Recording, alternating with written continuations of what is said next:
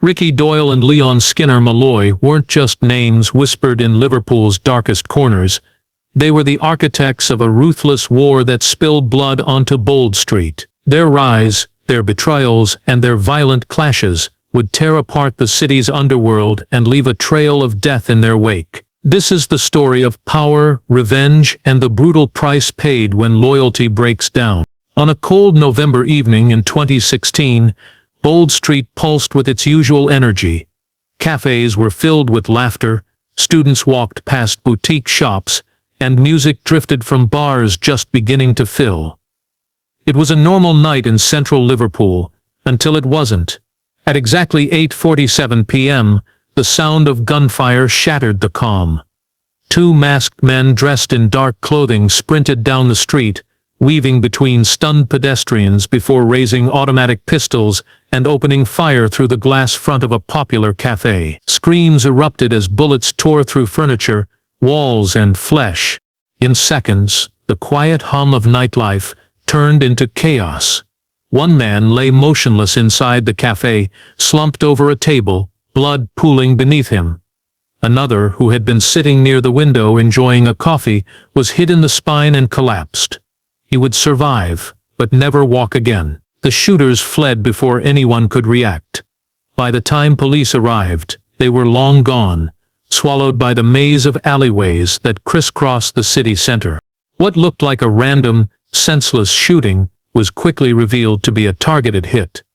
The man who died was 29-year-old Ricky Doyle, a rising figure in Liverpool's criminal underworld. Publicly, he had no criminal record, no business ties that could explain his sudden execution. But behind the scenes, Doyle had built a reputation as someone bold enough to challenge the old order. His death sent shockwaves across the city. Not because of who he was to the public, but because of who he was to the streets. Ricky was the nephew of a retired crime boss, whose name still held weight in certain circles. More importantly, he had been running a fast-growing operation of his own, cutting into the profits of more established gangs and refusing to pay tribute to the old guard. Police cordoned off Bold Street for hours, combing the area for clues, collecting CCTV footage, and interviewing terrified witnesses. But no one saw faces. No one caught a license plate. No one dared to say too much. The message behind the attack was clear. Someone had sent a warning, not just to Doyle but to anyone else thinking of stepping out of line. The street had bled, and it wouldn't be the last time. Before his death, Ricky Doyle had been quietly building something dangerous. In just under 3 years, he transformed from a street-level dealer into the head of a fast-moving, tightly run crew operating across South Liverpool. His rise wasn't fueled by brute force alone. It was precision, ambition, and a refusal to play by the old rules that set him apart. While older gangs stuck to their territories and protected their empires with paranoia, Ricky expanded fast, stepping into gaps others had overlooked. He focused on synthetic drugs and unregistered firearms, items that moved quickly and made tracking difficult. His crew didn't wear colors or tattoos. They dressed like university students and delivery drivers. By the time rivals realized how large his operation had become, it was too late. The Doyle crew recruited carefully. Members were young, clean-cut, and loyal to Ricky, not the streets. Many of them had no prior records. They operated in cells, each with limited knowledge of the bigger picture, making them harder to infiltrate. Their stash houses were rotated weekly, using short-term rentals and abandoned properties to avoid detection. Unlike the flashy criminal networks that had dominated Liverpool in the past, the Doyle crew kept things quiet. No Instagram posts, no club takeovers, no unnecessary violence. That's what made them effective and dangerous. But it was Ricky's hunger for expansion that eventually attracted the wrong attention. As his reach grew, he began moving in on territories traditionally controlled by the Connors Syndicate, a long-established organization that had ruled Liverpool's underworld for over a decade. Protection rackets, nightclub security, and smuggling points at the docks were all under Connors' influence. Ricky didn't just cross a line, he ignored it altogether. He refused to pay tax to the Connors. He offered better deals to dealers under their umbrella, and most provocatively, he recruited a former Connors enforcer who brought with him intimate knowledge of their operations. To outsiders, this may have seemed like youthful arrogance, but to the Connors, it was open warfare. Tensions rose fast, but Ricky didn't flinch. He believed the city was changing, that the old families were outdated, that fear wasn't enough to keep control anymore. He saw himself as the future, but in Liverpool's underworld, ambition comes with a price, and someone had already started counting the cost. The Connors syndicate wasn't known for making noise. They didn't leave trails, they didn't flaunt power, and they never issued public threats. Their authority had been built over 2 decades through calculated moves, deep-rooted connections, and quiet fear. Operating out of North Liverpool, the Connors had their hands in everything: drug trafficking, arms smuggling, counterfeit goods, and illegal betting. But their real strength came from their discipline. Every member knew their role. Mistakes weren't tolerated. Disobedience was corrected swiftly and permanently. Unlike the flashy gangs that came and went, the Connors stayed invisible, blending into businesses, working behind fronts that stretched from scrapyards to car washes to private security firms. They maintained order not through chaos, but through structure. Their leadership operated like a corporation, with layers of intermediaries, legitimate investments, and offshore accounts. Local authorities struggled to penetrate them because there was never anything obvious to grab hold of. What little the public knew about them came from whispers and fear. So when Ricky Doyle began cutting into their profits, it wasn't just business, it was an insult. The Connors didn't tolerate disrespect, especially not from a young upstart with no lineage, no seat at the table, and no willingness to show deference. Doyle wasn't just making money, he was actively undermining them. He undercut their prices, challenged their control over the docks, and recruited from their network. Most critically, he was bold about it, too bold. The Connors responded the only way they knew how. The first strike came quietly. A firebomb placed outside Doyle's mother's house in Allerton. No injuries, but the message was unmistakable. Leave now or suffer the consequences. Ricky didn't respond. He didn't flinch. Days later, one of his couriers was beaten and left unconscious outside a train station with a rat stuffed in his jacket pocket. Still, Doyle didn't retreat. When subtlety failed, the Connors changed tactics. They made an example, a public execution, a brazen, daylight killing in a crowded area. It was designed not only to eliminate Doyle but to shake the streets, to show that no one, no matter how powerful they thought they were, could challenge the Connors and survive. On a cold November night, they sent 2 men to Bold Street. They walked up, pulled the trigger, and disappeared. No hesitation, no panic. Just business. In the hours following the Bold Street shooting, the city of Liverpool fell into a state of stunned silence. News spread rapidly, first through social media, then across national headlines. CCTV footage of terrified cafe-goers diving for cover was played on repeat. It wasn't just another gang hit, this was different.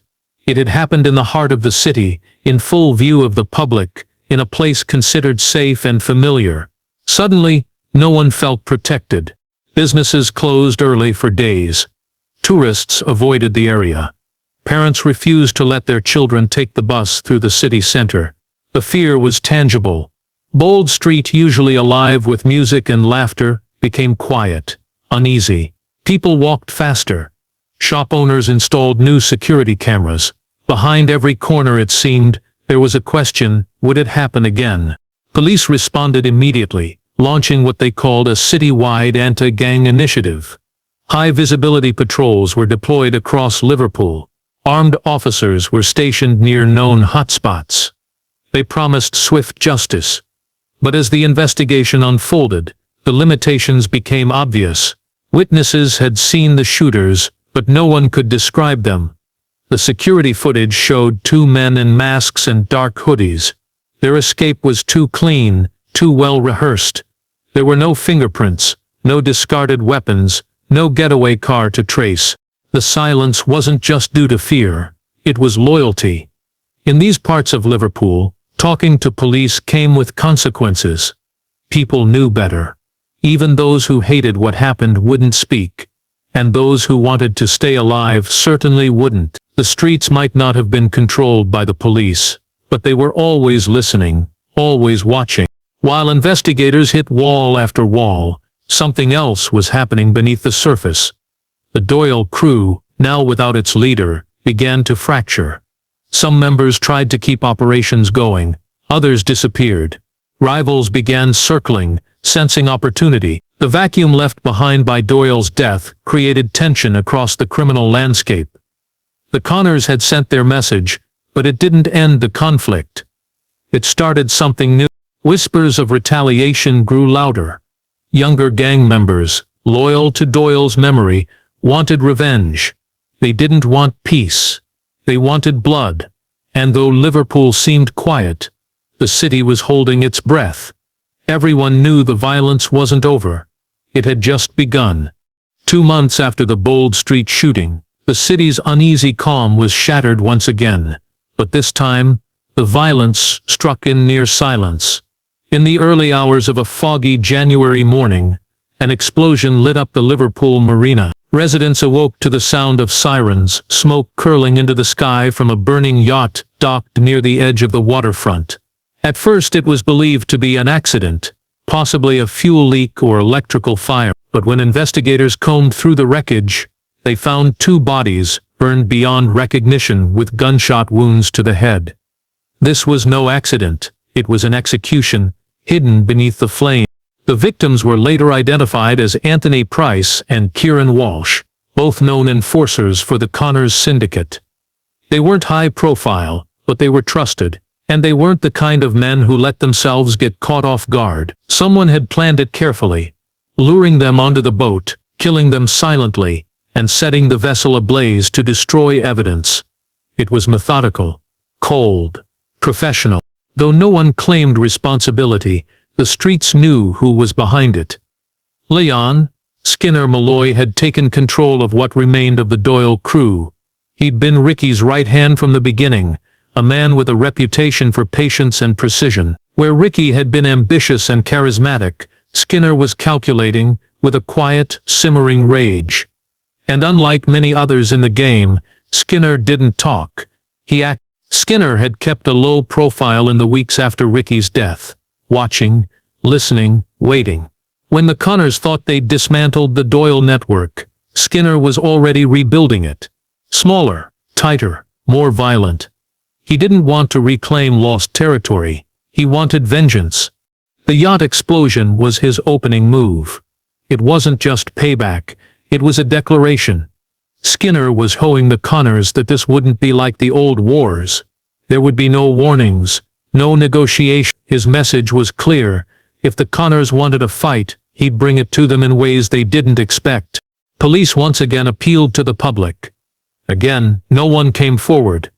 The code of silence held firm, and in the shadows of the city, Skinner's campaign had only just begun.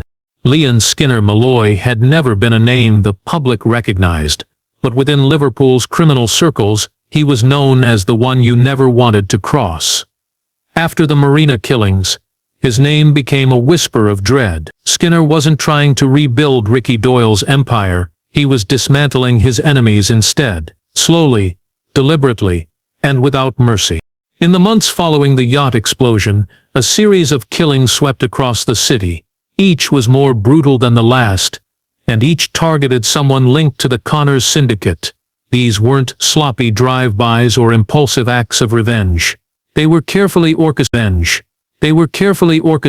One victim was found shot twice in the chest, execution style, in his parked car outside a supermarket.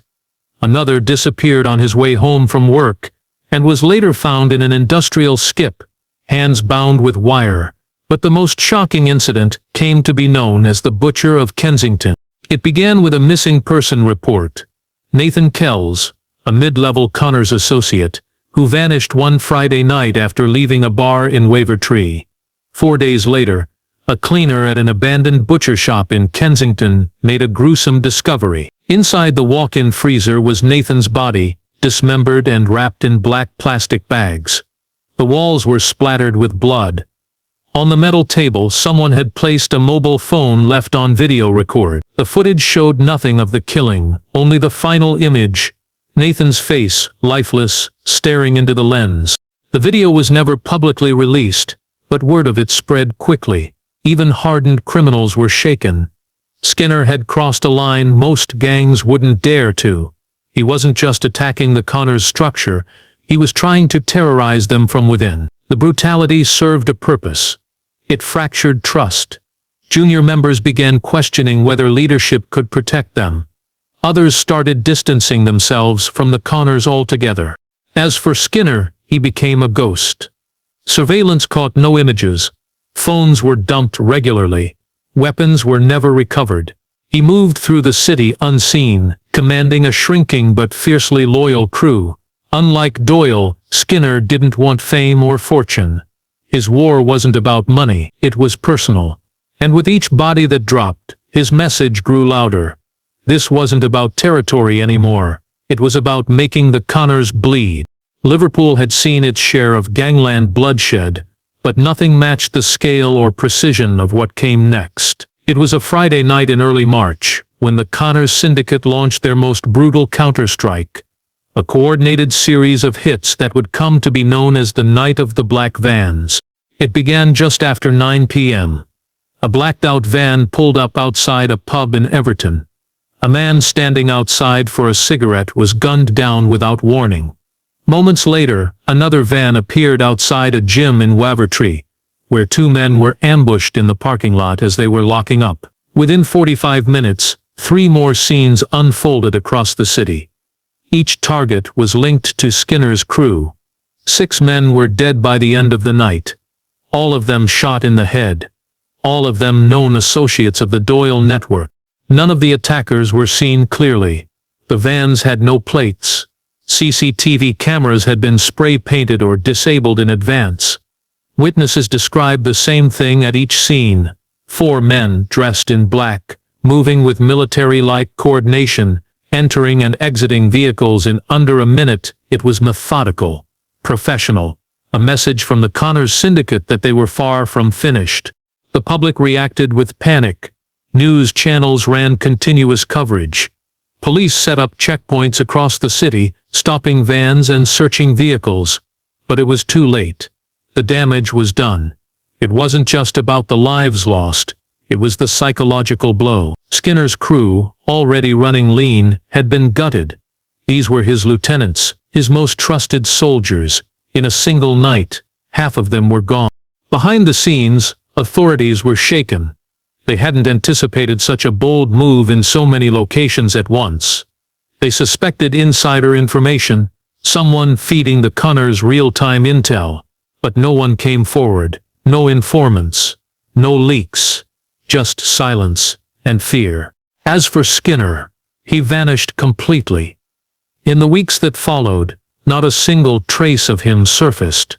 No sightings, no intercepted calls, no retaliation. Some thought he'd been killed. Others believed he was regrouping. But one thing was certain. Liverpool was holding its breath again, waiting for what would come next. With the city on edge and violence escalating, the police faced mounting pressure to bring the gang war under control. Yet their efforts were hampered by the unspoken rules of the streets, a code of silence that kept witnesses locked in fear. In this dangerous climate, the breakthrough came from an unexpected place, a former accountant for the Connors syndicate. This man, Mark Evans, had worked behind the scenes for years, managing the syndicate's complex finances. Unlike the gunmen and enforcers, Evans was quiet and methodical. His job was to keep the money flowing and the books clean, hiding the true scale of the operation beneath layers of false invoices and offshore accounts. But after being arrested for tax fraud, Evans found himself cornered. Facing years behind bars, he made a choice that would change everything. He agreed to cooperate with the police. What Evans revealed stunned investigators. Hidden ledgers detailed payments to corrupt officials, bribes to customs officers, and hush money to judges. Several detectives who had been assigned to gang investigations appeared repeatedly as recipients of untraceable cash. Evans described how the Connor syndicate had systematically bought protection to operate without interference, making it nearly impossible for police to disrupt their activities. This information opened a new front in the battle against organized crime, exposing a web of corruption that reached far beyond the streets. It also explained why so many previous investigations had stalled. With this evidence, authorities launched raids on businesses linked to the syndicate, seizing cash, weapons, and documents. However, the fallout was chaotic. The syndicate's grip on the city's underworld didn't weaken immediately.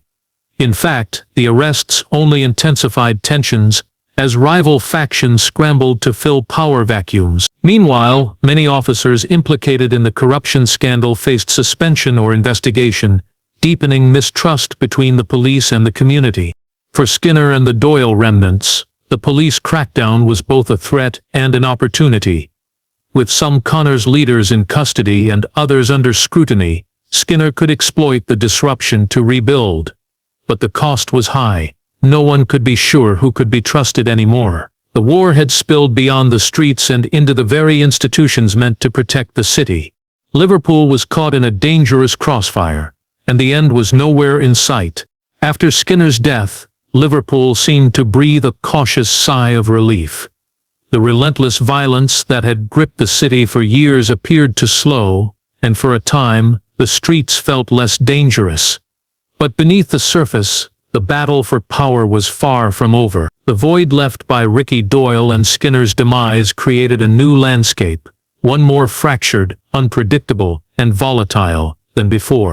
Without a clear leader to unite them, the Doyle remnants splintered into smaller factions, each vying for control over limited territory and resources.